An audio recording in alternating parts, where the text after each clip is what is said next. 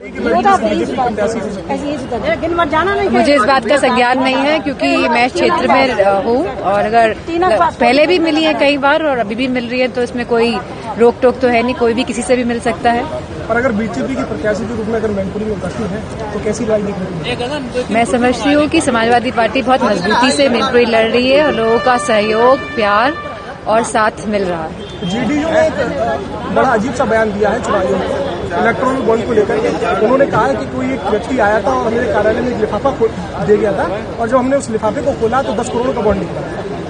ये तो जेडीयू का मामला है और जैसे कि जो भी इलेक्ट्रल बॉन्ड को लेके सच्चाई सामने आनी चाहिए कि जो भाजपा सरकार है, जो भी पार्टी से जिन्होंने चंदा लिया है इलेक्ट्रल बॉन्ड का सिस्टम लेके कौन आया था, सबसे पहले सवाल तो इस बात का उठता है।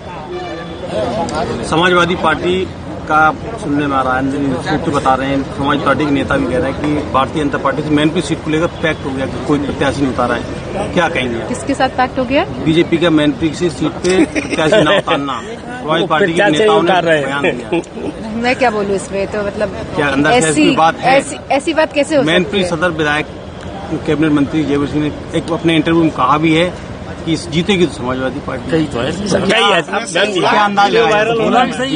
वो कभी कभी जो अंदर का जो अनुभव होता है वो जुबान पे आ जाता है, तो मैं समझती जो बात नहीं बोलना चाहते थे वो बोल गए।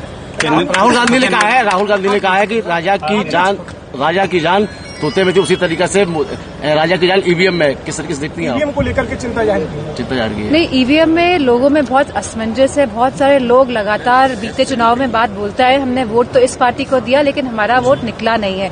तो एक तरह की क्लैरिटी होनी चाहिए। भले ही ईवीएम सही हो तो भी लोग चाहते हैं, गांव के लोग चाहते हैं, शहरी लोग चाहते हैं कि बैलेट पेपर से ही चुनाव हो। जितने भी देश हैं पूरी दुनिया में सब जगह बैलेट पेपर से ही चुनाव हो रहे हैं। ईवीएम आई थी, उसके बाद वापस लोग बैलेट पेपर पे गए हैं क्योंकि लोगों के मन में कहीं ना कहीं एक शंका का भाव है कि ईवीएम में वोट डालने पे जिनको हम वोट डालते हैं उनको वोट नहीं मिलता है। मैनपुरी में कन्नौज जैसी पुनरावृत्ति तो नहीं होगी निर्विरोध निर्वाचन में हो? आप फिर वही सवाल कर रहे हैं। वो नेक्स्ट करो। जी, बस ये समय ले रहे हैं कुछ विरोधी पार्टियां, तो कोई जरूर इसमें उनके मन में किसी तरह की शंका होगी, इस वजह से इतना समय लिया जा रहा है। इलेक्ट्रो बोर्ड को लेकर सीबीआई ने सुप्रीम कोर्ट ने फटकार लगाई कि सही डाटा नहीं दिया, सही आंकड़े नहीं दिया। सीबीआई ने क्या? एसबीआई को फटकार लगाई सुप्रीम कोर्ट ने। मैं चाहती हूँ कि सुप्रीम कोर्ट का अगर इसी तरह का इंटरफेरेंस रहेगा तो बहुत सारी चीजें जो हैं वो लाइन पे आएंगी। जो अभी सब अव्यवस्था दिख रही है हर एक स्टेप में, मैं समझती हूँ कि सुप्रीम कोर्ट जिस तरह का मेयर वाला चुनाव भी हुआ था पंजाब का, अगर सुप्रीम कोर्ट इंटरफेयर नहीं करता तो हमारे जानने वाले बीजेपी के बहुत सारे सांसद हैं, उन्होंने कहा था जीते तो हम ही हैं मेयर का चुनाव। तो इस तरह से गलत तरीके से चुनाव जीतना सही बात नहीं है एक लोकतंत्र के लिए।